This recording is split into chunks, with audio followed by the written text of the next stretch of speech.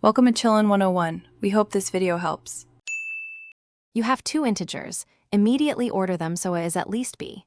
Now divide A by B and record the quotient and remainder. A equals BQ plus R. Do this because the remainder captures what A and B do not share. It reduces the problem size. Once you compute R, replace A with B and B with R. Make sure to write each step. These first divisions set the pattern for the repeated reductions that lead to the greatest common divisor. Continue the process. Divide the current A by the current B, get a new remainder R, and then shift variables so it becomes B and B becomes R. You repeat because each iteration strips common factors and shrinks the numbers. That is why the algorithm is efficient. Once R equals 0, stop, because no further reduction is possible.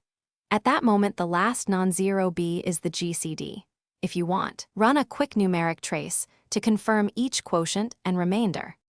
Complete by taking the current B, the last non-zero remainder, as the GCD. You can verify by checking that both original numbers divide evenly by this value. Once done, use that GCD to reduce fractions or confirm mutual divisibility. If you get unexpected results, make sure you ordered a greater or equal to B at the start, handled negative inputs by using absolute values, and computed remainders correctly. For very large integers, prefer a calculator.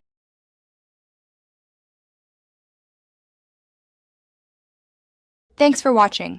Consider subscribing if we helped you.